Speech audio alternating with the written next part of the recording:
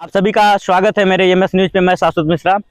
सबसे पहले मैं ये एक चीज़ बोलना चाहता हूँ कि बहुत सारी चीज़ें कमेंट में आ रही हैं। कई लोगों ने मुझे पर्सनली भी कमेंट किया था और मैसेज भी किए हैं व्हाट्सएप पे इस चीज़ को विरोध में लेके अग्निपथ के बारे में। अग्निपथ पे जो मैंने पिछली वीडियो डाली थी उस वीडियोज़ को देख ले कई लोगों ने विरोध किया है। मैं ये सभी से पूछना चाहता हूँ कि क्या कोई बच्चा यदि अपने बाप से नाराज होता है तो अपने बाप को मार देता है?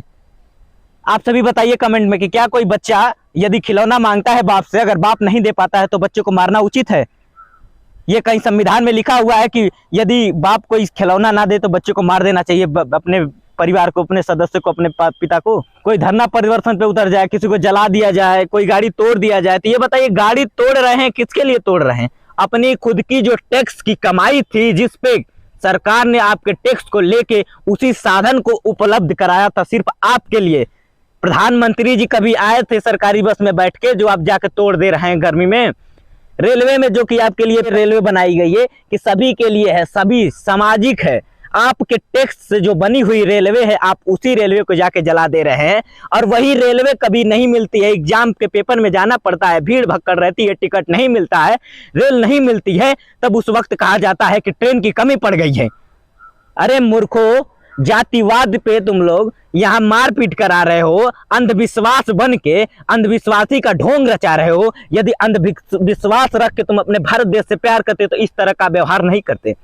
अंधविश्वास का मतलब होता है कि जो कि थोड़ा सा भी शक ना हो, अंधभक्त हो, जो कि अपने देश के बारे में या फिर किसी के बारे में अहित ना सोचे, हित सोचे, वही होता है अंधभक्त।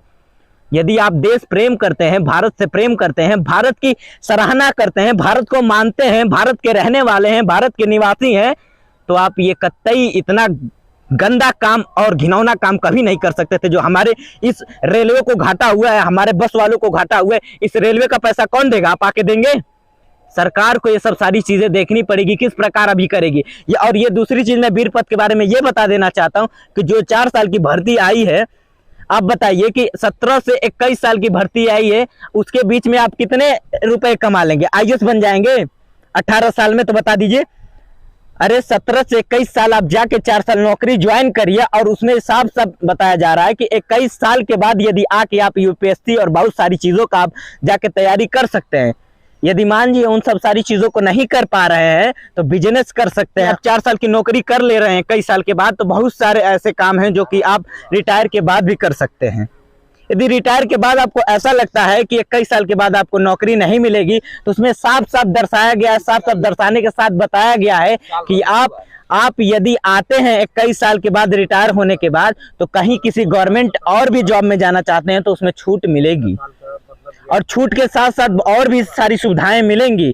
यदि आप नहीं कर पाते हैं तो उसमें आपकी कमजोरी है। यदि और दूसरी चीज ये है कि लोग फांसी लगा के मर जा रहे हैं, बच्चे फांसी लगा के मर जा रहे हैं, तो फांसी लगा के मरना कहाँ का आपका पूरा हिम्मती वाला काम है? तो आप सोचिए, इतनी छोटी सी बातों को जब हिम्मत से आप सह नहीं पा रहे हैं तो आप बताइए कि आर्मी मैन बनेंगे?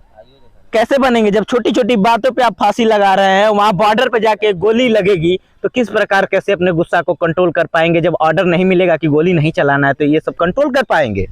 बिल्कुल नहीं कर पाएंगे। ये गलत है। आप सभी इस वीडियो को शेयर करिए और मैं एमएस न्यूज से शाश्वत मिश्रा। Thank you.